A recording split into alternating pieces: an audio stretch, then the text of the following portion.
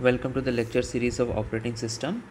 So in today's lecture we will be going through a new topic which is called as process control block. So let's see what is basically this process control block. So first of all we will be going through the understanding what exactly the process control block is, and then we will be moving forward about the different components of the process control block. So a process control block is nothing but it's basically a data structure that the operating system is using to store certain information regarding the process. So for a process we need to maintain certain specific information, like the operating system is maintaining certain specific information regarding the process. So all those information need to be stored in a specific or in a specific format basically. So that format or that particular structure is called our process control block.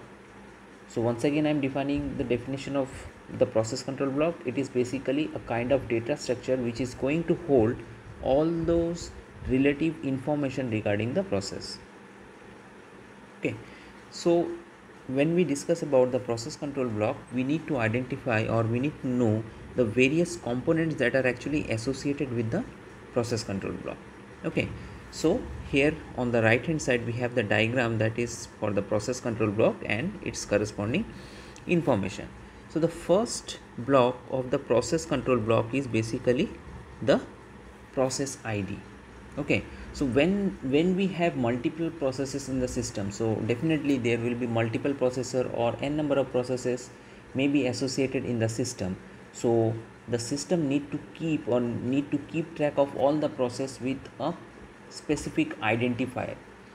So we can like for each process we have a process name, but for instance let's take the example like if we are opening a word file and on the other end we are also opening another word file of the same instance or something like that. So name may be same, okay, but we need to identify between those two different processes. So that is only possible if we are maintaining their process IDs. So system is allocating this process ID, these process IDs, and these are unique from each other. Okay, generally when we talk about processes we will be discussing about, okay, this is process P1, maybe a process P2, maybe a process P3. Okay, but this P1, P2, P3, it can like we can maintain only this sort of data. But if there are a lot of processes, suppose 1,000 processes are there in the process in the system, so how exactly we can do? So like operating system is maintaining that sort of information in the form of process IDs. Okay, then the next one is process state. So process states, as if we remember the in the last class or in the last lecture we have discussed about different state, like state transition from one state to another state, from new to ready, from ready to running, okay, from running to terminate, or from running to waiting. So all those state transition take place, it happens, and we know all those. Okay, now if we want to store the information regarding a process, we need to store the process state as well, like in which particular state the process is in that moment. Suppose it is just the process has just created, so its state will be new state. When the process move to the ready state, so the state value will change and it will be showed as the ready state. When the process has been given permission to execute in the CPU, so it will be the state will be changed to the running state. So in the process state, they are basically the operating system is basically maintaining the state related information of the process. Next one is program counter or pointer. In like references we use the term pointer, or in some references we will be using the word as program counter. So what exactly is this program counter or the pointer? Okay, so in a particular file or in a particular program, okay, so we will be having certain list of instructions, okay, like I1, I2, I3, I4, and we know each of these instruction will be executed in a serial manner one by one. Okay, so for instance, the process is executing. Okay, so first instruction has been executed, second instruction has been executed, third instruction has been executed, and after the third instruction has been executed, the process need to be stopped, need to be halted for some time. Maybe because of it may request for some IO operation or IO device which is not at all available right now, so it is moving from the running state to the which state, to the waiting state. So in that case, the instruction 4 is need to be executed, then only the termination of this particular process may happen.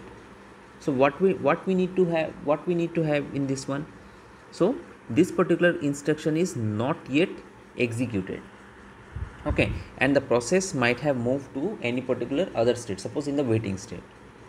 Now when the process has been completed its IO operation, the process once again will move to the ready state, and from the ready state the operating system will give that particular process to re-execute or resume its operation. Now when we talk about resuming the operation, it need not to re-execute all this instruction once again.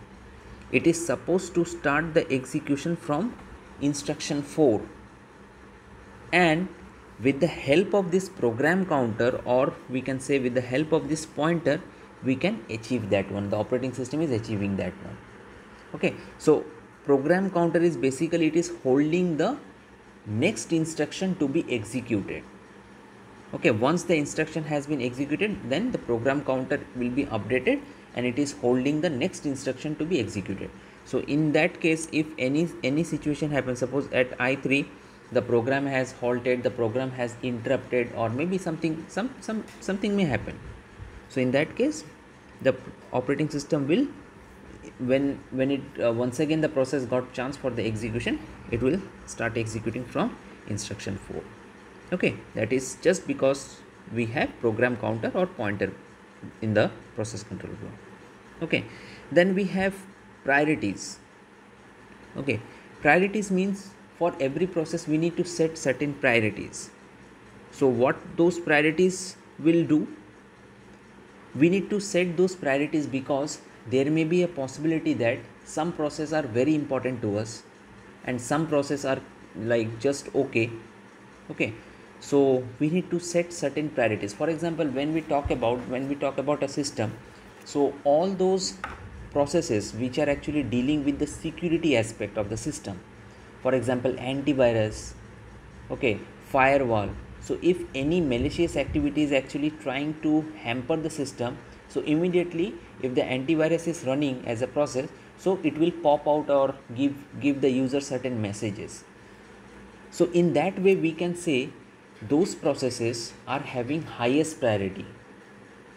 Okay, for example, once again, if we are executing something, suppose we are going through a Word file, okay, and we are trying to open another Word file before saving the previous one, so something will pop out. So those things are also called as the, because we have set certain priorities for certain processes, so those processes will execute earlier.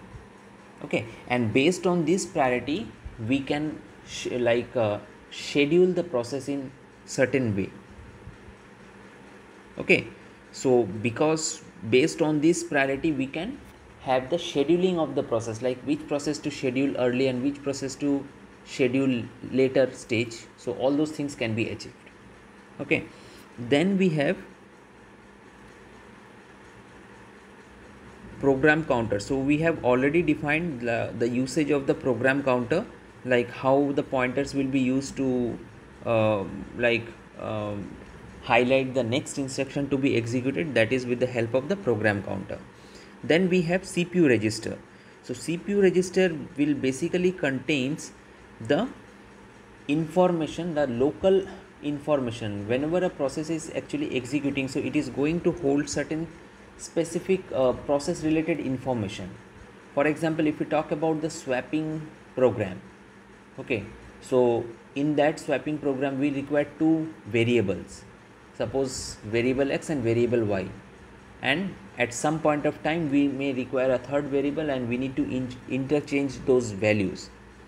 So this process register is going to hold those intermediate values, or the values, or the variables which are actually holding certain material. So it will be used to contain or hold those values.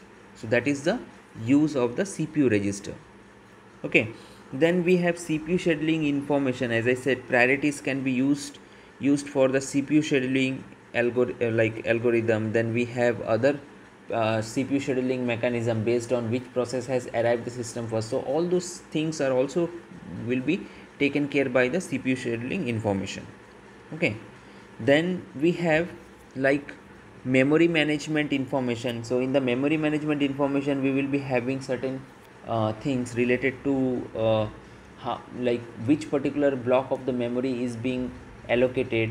Okay, whether the program has been loaded into the main memory and which location, which part of the main memory has been allocated to the process. So all those information will be there. Then we have accounting information, like a kind of logging, like what is the CPU speed, what is the clock time elapsed since start, okay, what is the time limit for that particular process. So everything, all those information will be there in the accounting part. And finally the IO like input output state information, like what are the different input output things we are actually having in terms of process. Okay, so with respect to any particular process, there will be certain list of input output device that may be required by the process. So all those information will be handled in the input output information part. Okay, and this is all about the process control block. I hope you people have understood the concept. Thank you.